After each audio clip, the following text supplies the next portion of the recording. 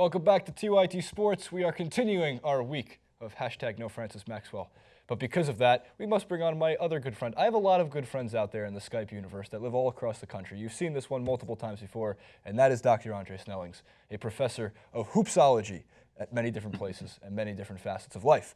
Andre, we're going to continue with our NBA preview. We have 3 more clips. We're shooting this one first. I don't know which one's going up first, so everyone always looks at me and goes, well, it's because we're shooting this chronologically first in the studio, and that has to do with the NBA's leading scorer for this season. Everybody's talking about the MVP.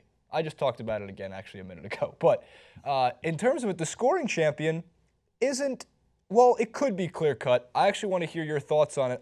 I'm pretty sure we have one of the same. But I'm curious who are a few candidates who could win the scoring title this year, mostly not named the Golden State Warriors, because we probably think that most of those guys are going to average 20 points, but are they going to average enough to lead the league, given how many shots are going to be going around? Yeah, I mean, honestly, I have exactly 2 names on my list. Unless they're injured, I fully expect them to finish 1-2. And so I'm not sure which one of the ones that you've got down, but to me, it's going to be one of Kevin Durant's former 2 teammates. It's either going to be James Harden or Russell Westbrook, in some order. Yeah, I agree with you on that one. James Harden seems like slightly more than Westbrook. I don't know, and I say that because, well, one, James Harden's been very close to the top. Actually, he was literally the front run, second to Curry and Westbrook the last 2 years. 28.98 points per game last season, 27.37, which fell just a point shy of Curry and Westbrook the year before. And now that he's got that point guard designation, we kind of knew that. If you could see the chart, Andre, if not, we're looking at the top 5 from each of the last 16 years. So from last season, Curry's 30 points a game. It's actually dipped from 2010 to 2016 compared to where it was from 2000 to 2010. Because you've had years where Kobe and AI were averaging 35 and 33 in the same season. We had years where, if I'm correct, there was multiple guys at 30 points a game. Yes, not just that. Tracy McGrady and Kobe Bryant both went over 30 points a game in 2002, 2003. I don't know if that's going to be the case this year, but in terms of it, James Harden is a very good bet, and of course so is Russell Westbrook. I'm curious your thoughts as to why, I guess more specifically with the Rockets and the point guard designation. I think we know why Westbrook seems to be up there. Yeah, I mean, as far as Harden goes, as you pointed out, he's been one of the leading scorers in the league for each of the last, couple of years. So we know he can score. We've seen, and actually I wrote an article on hoopslab.rotowire.com you have to check out about the Mike D'Antoni effect on point guards and what that might mean to James Harden.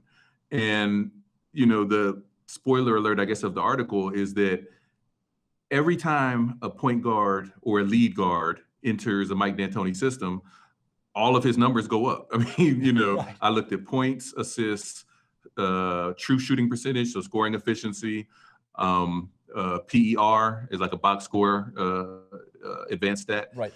And just across the board, they all go up. And so I look at James Harden, and of the D'Antoni point guards, probably to me, the one that he's most similar to stylistically would be Lin Sanity, Jeremy Lin. And Lin is the one whose scoring average jumped the most under D'Antoni. He went up to like 28 points per 100 possessions under D'Antoni. So you're looking at a system that's about up tempo and high efficiency looks, and Harden was already right there at the top. It doesn't seem like a leap to say he might go over the top and go ahead and lead the league. Yeah, I'm just looking back at last season where the leader was 30 points a game. The season before that, 28 points per game. And Kevin Durant has actually the highest total points per game to win a scoring title since Kobe in 2005, where he had 32. I think that's where James Harden's going to probably finish around this year. So if that's the case, only a 3-point boost in that Mike D'Antoni system, it seems like he's the outright leader. There's only 2 other names, and one of which I was going to come in guns loaded, and then he sprained his ankle. Again, unfortunately, that injury-prone label, which we talked about last season, unfortunately, I believe it is a label now, was Anthony Davis because of how much usage they have to run for them to win games and his all-around dominance on the floor. And there's one other guy Maybe. I think it's tougher for big men, but I'll put some respect on the Kings' name. Maybe Dave Yeager finds something about it. Maybe DeMarcus Cousins gets up there. Last year, he was just under 27 points per game. That was only behind Durant, Harden, and Curry. So it's another guy, I guess, to keep your eye on in terms of the big men. There hasn't been a big man to lead the league in scoring. I'm not sure what you consider. I know Kevin Durant's 7 feet tall, but since Shaq. I think Shaq did it during his MVP season in 1999-2000. All right. Well, we did have another big man lead the NBA in total points in 2004 in the shocking form of Kevin Garnett. But you're right. In points per game, a true big man, not since Shaq. Yeah, I mean, I like both of those big guys, especially if Davis can stay healthy. But I think I see both of them more in that 25 to 26 point per game range than going up to near 30. Where Harden, the only way I could see him not being in that range is if he tries to focus so much on assists. I think he's averaging like 11 or 12 assists in the preseason. That's true. That could take away from his scoring average. But Russell Westbrook, I mean, over, I guess, the last 8 seasons when he's played without Kevin Durant, he's averaging 28 points a game. And that's over 8 seasons. I'm sure that it's higher in recent years than over that whole period. So I think the backcourt is where the favorites go. And if I'm looking for a dark horse, I might throw in Damian Lillard. He's never quite scored on that level, but I think he has it in him. I think it's an interesting point you make there to wrap up with Damian Lillard. A lot of respect and credit to Damian Lillard. He's always underrated. My biggest thing is, and I got to check out the numbers more in depth, but I'm pretty sure the advanced numbers would tell you that he's not a hot start scorer.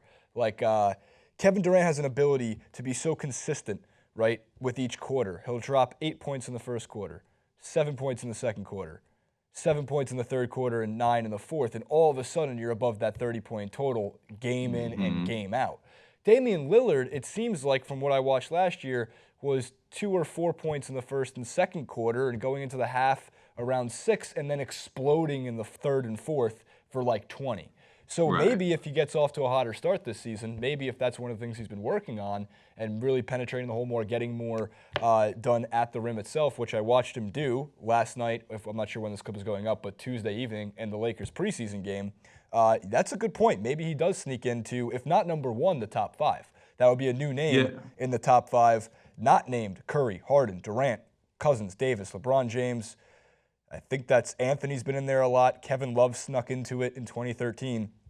And, of course, lastly, Danny Granger, 2008-2009, 25.79 points per game. Good for you, Danny Granger. I hope that's an accolade you hold close. You deserve that one. All right, comment below what you guys think. What are some dark horses that sneak into the top 5 this year? Is it a James Harden versus Russell Westbrook race? Is it a James Harden versus Russell Westbrook possibly MVP race? Who knows? We're going to find out soon enough. The NBA season is pretty close to tip-off, which I'm very, very excited for. I've been watching preseason basketball because I just can't wait. at Professor DRZ on Twitter, hoopslab.rotowire.com for some fantastic, in-depth, and super fun articles. Check those out, and we'll be back in just a few seconds with some more NBA preview.